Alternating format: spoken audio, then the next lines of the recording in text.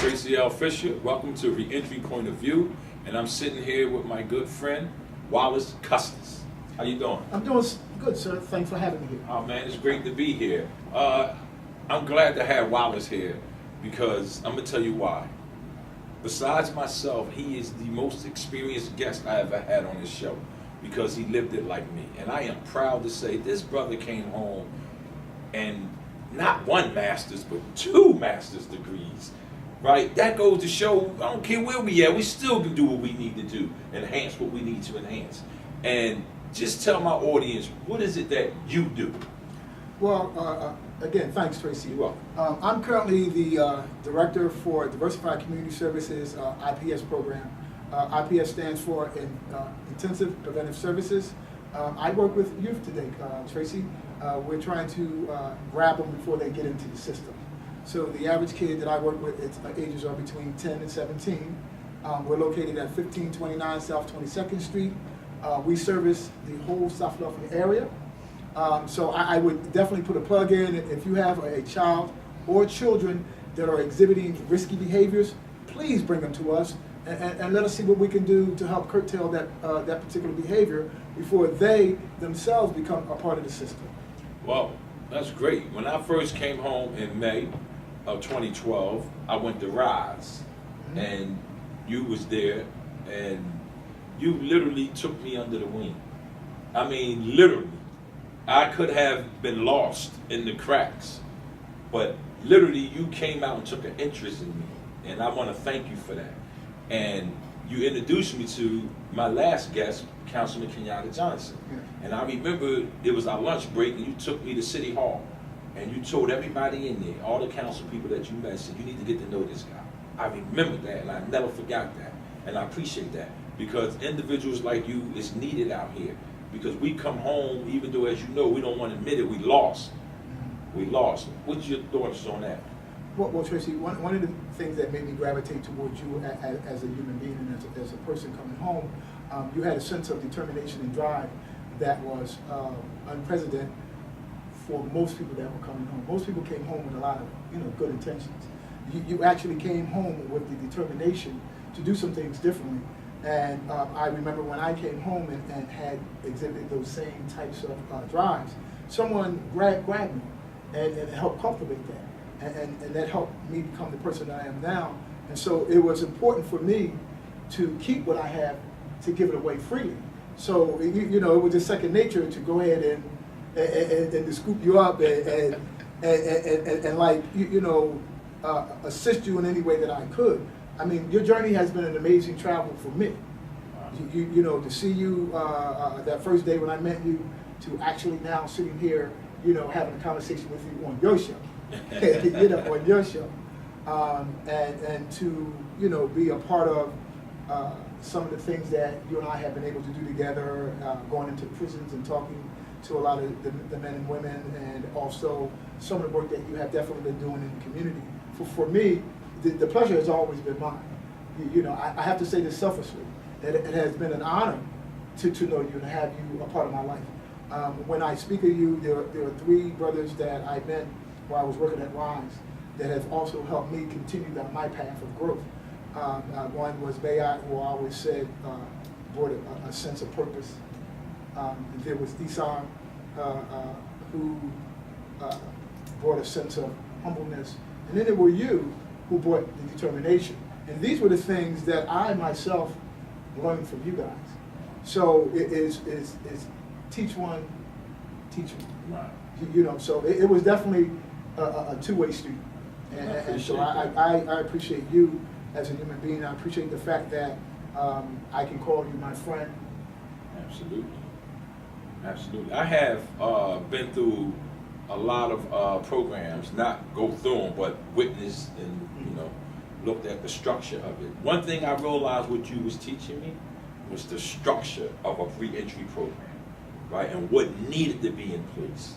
And I saw you actually had to deal with policy when you're in the government and how you are, and it's completely different when you're independent. Because when you're independent, you can say and do what you want to say and do. But when you're in the government, they fund what they need you to say and do, because if it's too positive, you're too dangerous for them, like that. And you were showing me, like, how do you operate in the realm of this so you can still save lives, and I appreciate that about you.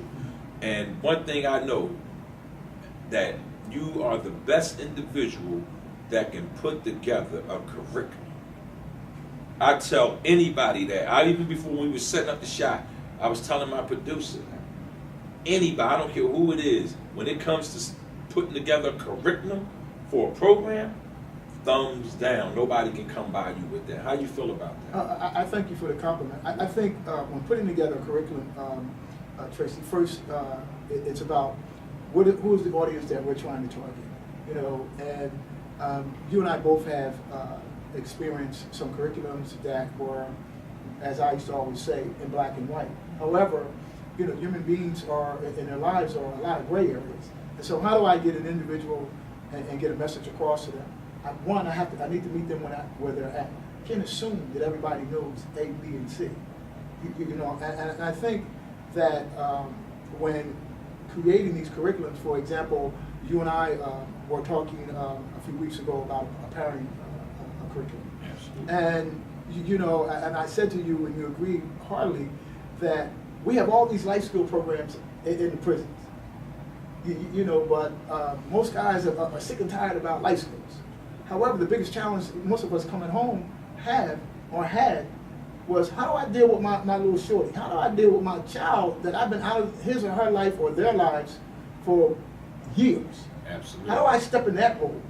You know, because that seems to be the most challenging role. And that role, you know, and that particular challenge sometimes leads to other challenges. And so I don't see too many programs in our prisons, you know, trying to teach young fathers, you know, how to be a father, even because, see, parenthood don't stop because I'm incarcerated. Right. It doesn't stop there. Matter of fact, it even intensifies a lot more. Mm-hmm. How do I navigate that system? And so, you know, you and I had this very, very man-to-man conversation. And so, you know, the consensus that you and I came to an agreement was, we need to have man-to-man conversations with these brothers. Absolutely. And like, let's not sugarcoat this. That's not, you know, let's really tell them, like, listen, as a man, you need to find a way. How do you improve that relationship with the mother? How do you improve the relationship with your child? And a lot of times that has to do with, I need to learn how to listen. You know, I need to learn how to listen. And there's going to be some things said to me that I may not like, but I need to hear them. I need to hear them. You know, for me, Tracey, I always believe, and I've said this to you many times, the Creator sometimes turns our lives upside down so we can learn how to live right side up. Wow. And, you know, some people fight that tooth and nail, like, you know, no. We done been on the bottom. You understand? We done been on the bottom. Absolutely. And so we have only but one way to go. Up. Up. Up. And this journey, you know, I don't know where it's taking. All I know is I'm on the train now. I'm on the train. You know, and so when I see you and we have conversations and I hear about some of the things that you're doing, and I was just speaking about yesterday. I said, listen, this brother got a union. I said, like how? I said, like, he has a union. I said, I'd have been part of a gang. Yeah, I'd have been part of a clique. I said, this brother that hummed up a union. I said, you know, like, that's amazing. That's amazing. You know, to come home and form a union. Yes. Like, the only other person I know did that was Hoffman. What happened to him, right? you know, yeah. So, you know, and I'm telling you, it was ironic because I was talking to a brother yesterday. Matter of fact, you know him, me, Michael Little. We were sitting in my office, and we were talking. I said, listen, Tracey got a union, brother. He said, a union? I said, yeah, Tracey got a union. I said, and it's recognized by other unions. Is recognized by other unions. So, like, it's amazing what I see from my standpoint. Right. From your early beginnings to now. Absolutely. You know, so, you know, I can honestly say, Mr. Tracey Rock, you know, Mr. Tracey Fisher. Right. You understand what I'm saying? CEO of Gateway to the Reentry. You know, but I always remember day one when you had this vision. Yes. You know, and how when we would be in a car and going someplace and you were pounding in my head, I have my own reentry program. I'm going to be doing this or I'm going to be doing that. Yeah. And I never doubted you because why? Because you believed it so much, you had me to believe it. And now it became into full fruition, and now there's truth. Now there's truth. And I remember when I came through Rise and I was broke and y'all had to give me tokens and stuff. And I remember on lunch, you used to take me out to the truck, you turned me on to the food, the lamb and the rice, and we get the soda with it, you know, we go sit and talk about, you know, the state of reentry, right? And how you would like to see, you know, it grow into a positive thing. Where your thoughts at now on reentry in the city of Philadelphia now? Well, you know, Tracy, I have good thoughts about reentry in the city here. You know why? Because a gateway to reentry. Because there's a program out there that is actually addressing the needs of individuals coming home, men and women, in a positive way, not in a political way, not in a way that it's all about the money, but in a way that individuals come and they come to gateway to reentry that they're generally cared about. Their well-being is taken in consideration. So, you know, my thoughts on the direction that it's going, as long as there's a gateway to reentry in Philadelphia, then it only has but one direction to go, in a positive way. I appreciate that. And with that, right, I want you to say to my audience what you think they should hear about Wallice Custis. Like, they see you as, you know, the guy that works programs and so forth, but they really don't know. If they do their homework, they'll know. But they really don't know the transformation to put you in this seat today. Well, I guess really to say who I am, I've been some places and done some things. Like the councilman, I grew up in South Philadelphia. We've known each other for since I can remember. For me to have that opportunity to go back to the same neighborhood that I caused harm to, and now to be a part of the transformation into doing some things positive in the neighborhood, for me, it's a dream come true. It's beyond even my wildest dreams. For me to sit down and say that I can now spell the word cat, C-A-T, you know, very easily, it's an accomplishment for me from where I came from. You know, and I want men and women, when you come home, I don't want it to be about what your past was. It should be about what is going to be your future.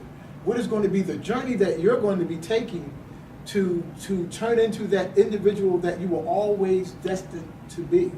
I had that opportunity and I'm taking full advantage of it today. So if you say that, who am I am Wallice Custis. I now have people that call me their friend. I have some people that say, you know, that they love me. For me, that is the greatest thing that could ever happen to me. For someone like you, Tracey, to say that you are a friend, I am a friend of yours. Absolutely.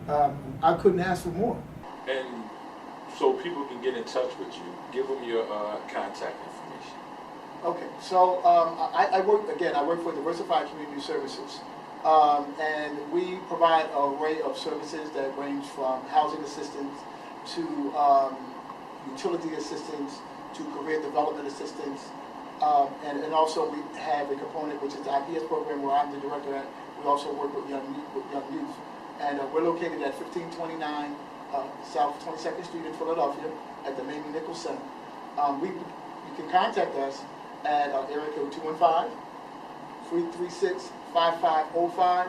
If you're looking for any type of housing assistance or rental assistance or utility assistance, then you can contact us at 215-336-3511 or 3512. You can look us on the website at www.dcs.org. Thank you for that. And I'm Tracey L. Fisher, Reentry Point of View, and this is Mr. Wallice Custis.